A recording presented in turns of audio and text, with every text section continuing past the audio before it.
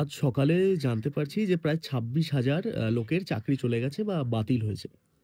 তাতে খুব একটা অবাক আমি হইনি। কারণ বিগত ১০ বছরে পশ্চিমবঙ্গে কি চলছে সে বিষয়ে আমরা সকলেই অবগত।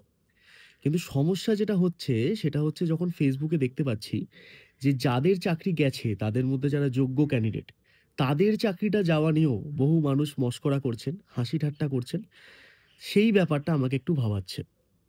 এই কারণেই ভাবাচ্ছে যে একটা যোগ্য প্রার্থী যখন চাকরি পায়, সেই চাকরি সেন্ট্রাল গভর্নমেন্টের হোক কিংবা স্টেট গভর্নমেন্টের হোক, সেই চাকরি প্রার্থীটা যখন তার অ্যাসপিরেন্ট ফেজে থাকে তখন তাকে ঠিক কতটা কষ্ট করতে হয়, সেটা শুধুমাত্র সে এবং তার চারপাশে যদি তার কোনো ক্লোজ মানুষজন থাকে তারা জানে।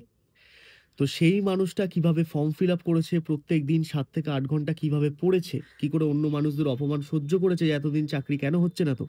তারপরে গিয়ে যখন সে হাসিটা পায় ফাইনাল, তারপরে যখন তার চাকরিটা চলে যায়, সেটার থেকে বেদনাদায়ক আর কিছু এই পৃথিবীতে হতে পারে না। এমনি কিন্তু এত কান্নাকাটি আপনি টিভিতে দেখতে পাচ্ছেন না, তাই না? তো সেক্ষেত্রে এই ব্যাপারটা আপনাকে একটু বুঝতে হবে। একটু সহানুভূতিশীল হতে হবে প্রত্যেকের প্রতি। কারণ দেখুন আপনি আজকে যার কষ্টে হাসছেন, যে জেনুইন চাকরিটা পেয়েছে। কারণ সবাই তো যে ফেকলি চাকরি পেয়েছে তা তো নয়। আজকে WBCS ও দুর্নীতি হয়েছে। ২০১৭ সালে হয়েছে, ১৮ সালে হয়েছে, ১৯ সালেও হয়তো হয়েছে। তা বলে কি আপনি সেই সময় জয়েন করা প্রত্যেক অফিসারকে বলবেন দুর্নীতিগ্রস্ত? ট্যালেন্টেড অফিসাররা আছেন সেই গ্রুপে। তো সেক্ষেত্রে যারা পেয়েছে তারা এত সুন্দর করেই তাদের কারসাজিটা করেছে যে কোনো প্রমাণ থাকেনি। ফলে পুরো প্যানেলটা বাতিল করা হয়েছে। আর যেহেতু পুরো প্যানেলটা বাতিল করা হলো তাতে যারা যোগ্য পরীক্ষার্থী যারা সত্যিকারের নিজের দিন-রাত এক করে চাকরিটা পেল তাদেরকে বাদ দিয়ে দেওয়া হলো। তাদের চোখে জল আসছে।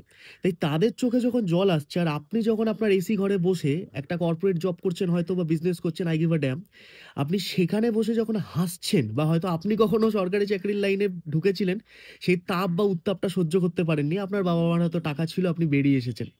তারপর বলেছেন সরকারি চাকরি খারাপ। সে যাই হোক প্রত্যেকেই জানে আঙ্গুর ফল টক এই গল্পটা।